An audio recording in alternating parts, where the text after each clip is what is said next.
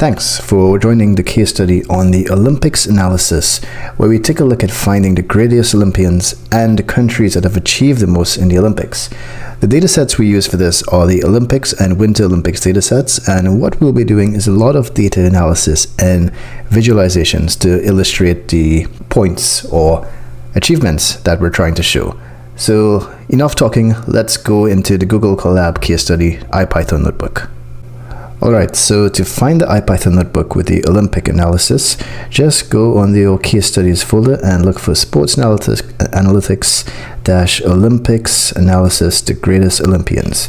I already have it open, so you can open yours as well. Let's scroll to the top. Sorry about all this quick scrolling. And here we go. So the dataset comes from a Kaggle Olympics dataset, and let's just import the tools we'll be using, which is like Matplotlib, NumPy, Pandas, and Seaborn. And let's take a look at the datasets here. So we're loading 4 different datasets here: the Summer Olympics, the Winter Olympics, the track, and some countries dataset here. Now, let's take a look at each one, so I won't have to explain them in too much detail. So quickly, let's just go through each here. So we have Summer Olympics here. As you can see, it has the year of the Olympics, the city it's been hosted in, the sport as well, the discipline, the athlete name, which country they're from, the gender, and the event, as well as the medals. So actually, let's expand this to 10 so you can get a better feel of this data. So you can see we have only the top 3 medalists in every Olympic event. But that's okay. That's enough for what we need to do. So sorry, but there. So let's take a look at the Winter Olympics dataset, and as you would expect, the Winter Olympics started in 1924, so there's no data before that, as well as the main Olympics, Summer Olympics, started in 1896. And we have a very similar format as well. You can see year, city, sport, discipline, athlete, country, gender, event, and medal. So let's take a look at this a little bit more. Let's see the first 5. And you can see here's how it looks. All right, so as well as track is a separate data set for the tracking, for a little more details in the track times. So let's take a look at this. You can see what's different in this one. It has the time here, so you can actually track things like to see if track time improved over the years, which it definitely did. We also have data bits of the athlete involved, and some of the things are in a bit different order. City is over here, whereas city was in the second column here, and event is over here. Well, event was the second to last column here, but that's okay. So what we're going to do here is that we're just going to clean this data a bit. So what we're doing is just doing some formatting on the athlete name, because let's take a look at the athlete name in the Summer Olympics dataset. So you can see, let's go up slowly. You can see that they have Alfred and Hejos, or Hajos, I'm not entirely sure how you pronounce that. This is in all caps, his last name, then comma his first name. And it's like that consistently for all of the data in this dataset. So what we're doing, we're using string.split. We're splitting up these characters here in different arrays. And then what we're doing, we're taking those characters, those arrays here, and then joining them back right here. And then in the next line, we're making it a title. So if you want to take a look and see what that looks like, let's just do this in a separate line. And now you can take a look at the summer. Let's do .head. And you can see how we've reformatted the athlete's name into a more typical athlete name here. And the reason we do that for is because if we're working with the track data set here, we want it to be consistent entirely. So we do the same for the winter data set, because they also had the names in that format as well. So let's do that there. And then what we're going to do now, we're going to merge countries. So remember, we have countries, but we have a country code. And what I didn't show you before, which I can show you now, is that our countries data set that we imported is actually something quite simple. It's just a lookup table that we're using. So let's just do .head here as well. So you can see we have the country code and country name. We also have things like population and GDP per capita. But what we want to do right now is just get the full country name here and not the actual code abbreviation here. So we can actually have it in a more human readable format as opposed to just these 3 short letters, which may confuse some people who aren't familiar with some of the country codes. So what else are we doing here to prep this data? The first thing, let's do something fun. Okay, before I scroll down to the bottom, right here, let's take a look at the person who has won the most medals in the Summer Olympics. So to do that, you're going to just have to do some little filtering and some little counts here in Pandas. So what we do, let's take a look at this here, what I've highlighted. So what this does, this just filters on all of the male athletes in that data set. And then by doing athlete here in this other is the second part of the statement, and we do dot value counts. What this gives us is basically the counts of how many medals that person, that male has won, and then we just get the first person in that data. That's all we're doing. It looks complicated, but just run each block by bit, and you can actually see and get a first-hand experience on what it's doing. So that's how we get the most male medals. Similarly, for line 3, we've done it exactly the same for the most female medals. And the male medals, all we're doing here just to get a count, because this gives us the athlete with the most medals, but we want to get to also the number of medals as well. So how we do that is almost exactly the same thing here, except the only difference is that we're not taking his name. All we're taking here is the dot values. That's the only difference here. So now we have these variable names here with male most medals, male medals, female most medals, and female medals, and then we just print it in with these little string statements below, and voila, we get this. So the male athlete with the most medals is Michael Phelps with 22 medals, and the most decorated female athlete is Larissa Latinia, I'm not sure if I'm pronouncing it right, with 18 medals, and she's a Soviet gymnast, I believe. And this is a picture of her here because I wasn't too familiar with her. And this is Michael Phelps, which we all know is the swimming champion of the world. Alright, so now let's take a look at one more thing before we move on to section 2. Let's do a breakdown per medal. So what this is giving us here, we're just doing a group by right now. Let's just add some spaces here because I don't like it all jumbled up all the time, even if it does save space. So we have summer.groupby, remember this is for the summer dataset, and we have athlete medal, athlete being here, medal being here, and sport. We're doing a count on sport because sport is basically we can count on any variable at that point. We're just counting on sport, and then we reset the index, get it back into a nice data frame, and we sort the values by sport in ascending equal false. And then what we do here, we created this new data set here. Let's take a look and see what it looks like at that point. It looks like this. Now all we're doing here is that we're just dropping duplicates here because there are going to be a lot of different duplicates in this data frame here. So we do that and we just rename the columns, and that is actually it. So this gives us, whoops, it didn't actually. Alright, so we've run this here, and what it gives us the number of medals won, the maximum number of medals won by Michael Phelps, Franziska van Alsmik, and Shirley Farber-Babashoff. So actually what this is telling you here, is that even though we have all the medals here, what we wanted to get was actually the top. By using keep equal first, we're dropping all of the other second place, actually I should say second to Michael Phelps in gold, and then respectively the same for silver and bronze.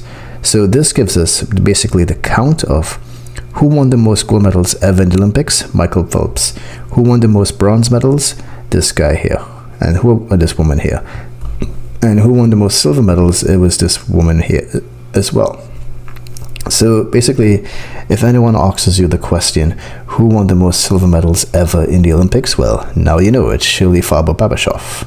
Alright, so that concludes this section here, and what we're going to move on to is a bit more visualizations on medals per country so we can see the best performing countries in the Olympics, and it's going to be cool and fun, so stay tuned for that lesson. Thank you. So now moving on to, let's see, checking the medals per country. What we do here, we have the summer data set here. Remember, that was from the Summer Olympics, and we're doing a group by on country and medal, and then we're doing it holding gender, and then we're counting that, and then doing the reset index, sorting the values by gender, and then sending the order it's being ordered, I should say, or the sorting is going to be ascending equal false. And then after that, what we're doing here, we're just going to pivot on country, medal, and gender, and then fill the NAs as well. So this is what, remember when you're pivoting, you're basically putting those as columns as well, okay? So whatever you have, you're putting as a columns. So let's take a look at the output of this process. So let's remove head for now, just to get a better look at this, okay?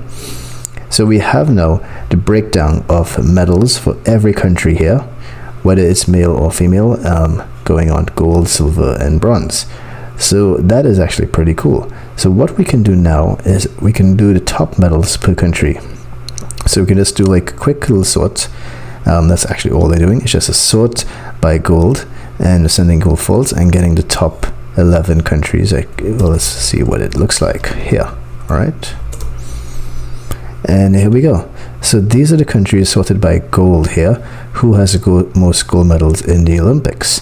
So this is actually very cool. This is actually USSR, I believe. It's probably going to be Russia now, but it's a bit debatable on how you actually break down the medals the USSR won, because it's going to go to different countries afterward. We're not going to get into that too much, but you can see definitely the US is leading the world by far in pretty much every medal category. They have like double the UK and everything else. Actually, 4 times the amount of gold medals than the Great Britain. Okay, so now let's take a look at how we visualize this. So we have this data frame called top, which has the top 11 countries right here. So we're just going to just have the color code here. So we've got color codes for bronze, gold, and silver. Some nice little hex codes for those colors to represent them. And we actually specify the width here. So we're just doing a plot, bar plot here with this information. This is just so we use data frame top dot plot horizontal bar chart, and then we just use some more. We just get the current figure here. We set the size, we put the titles, and then we get this fancy, cool looking plot that shows its breakdown. So it actually gives you a better perspective of how far the US is ahead of every other country in terms of Olympic gold medals. That says a lot about their infrastructure for their athletes. So what we're going to do here now in these plots, so don't let this jumble of code confuse you. It's actually quite simple. It's just separating out the men and women from that data set here. So let's take a look at how we do that. So we have men equals Summer Olympics, just filtered this on men here, and then we just do almost the exact same group by before, so we can get a breakdown of the medals. And what we do here, you'll see it is in here. So we can just check something here. So if the male athlete is in Summer Athlete, we just basically get the value counts here for the first 15. Then we do the same pivots again. So this is done just so we actually get the counts of the top 15 male athletes here, as well as the top, well, this will be top 30 female athletes here. So we're just getting a count of the best male and female athletes in the Olympics. Right, and I just made a small change here. Code, I changed code to country because we actually changed that in the data frame earlier. So we can run this like I just did, and it gives you this very cool looking data frame here. So you can actually see these are the top athletes right here. There's not in any particular order unless I don't think it is. But yeah, you can see actually the top female and top male athletes in the Olympics and how many bronze and silver and gold medals they have all each won. So that is actually pretty cool. So now let's do something even cooler, all right? So what we're going to do now, so what we're doing here, you see weightlifting and wrestling, they actually have multiple occurrences. Like you can see it with definitely with wrestling. There's wrestling, I guess this is Greek, not entirely sure.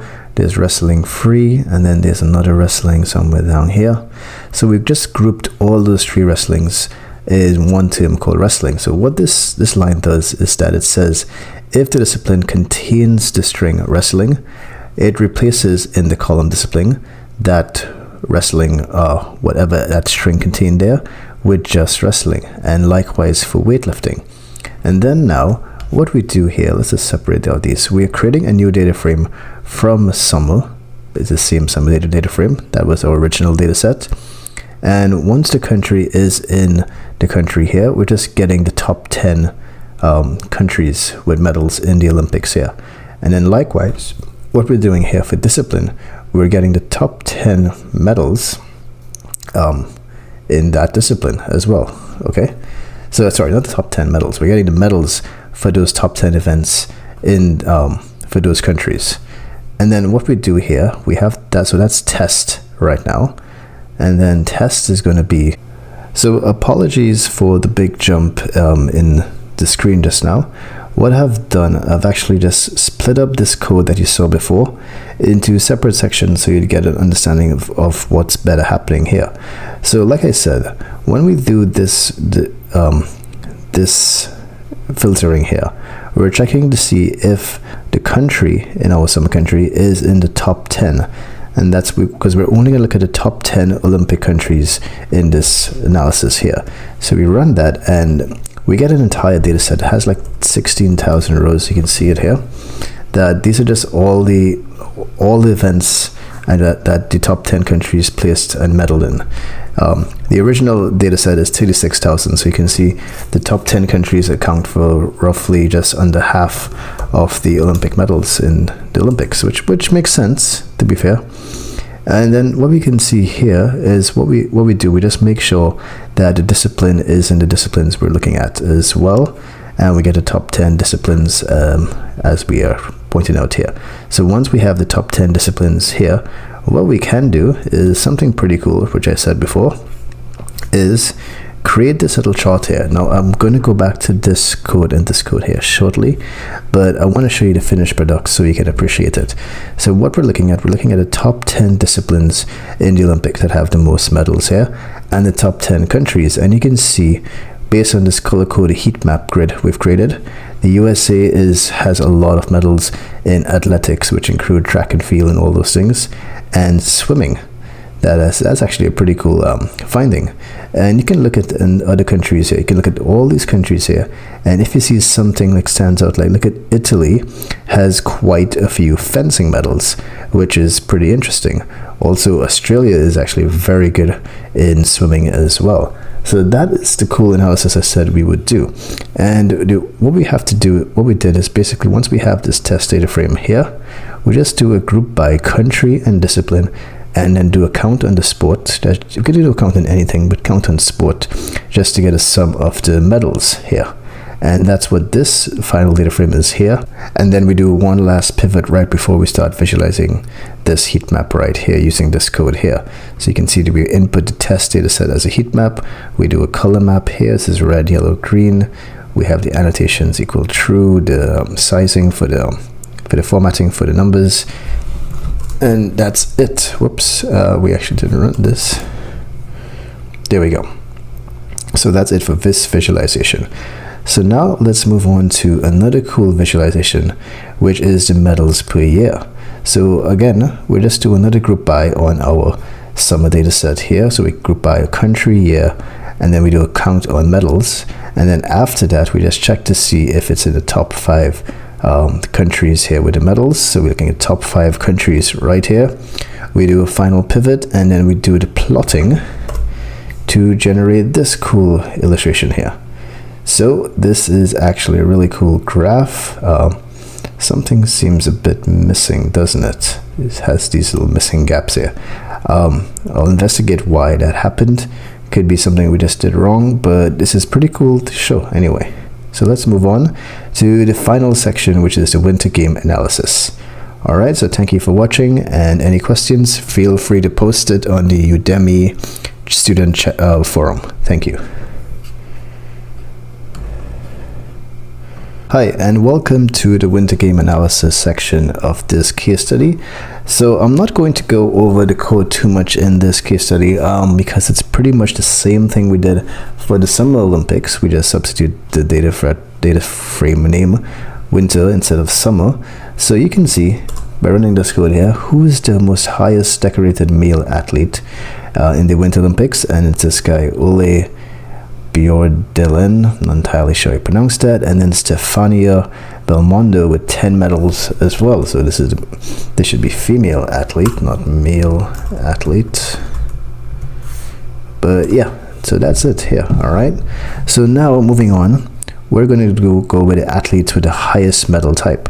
So as we did previously in section 1, you can take a look at this code again if you were not too clear, but we're going to give you the athletes here with the top medals in each category. So Bjorn has the most gold, Harry has the most bronze, and Raisa has the most silver. So that's pretty cool.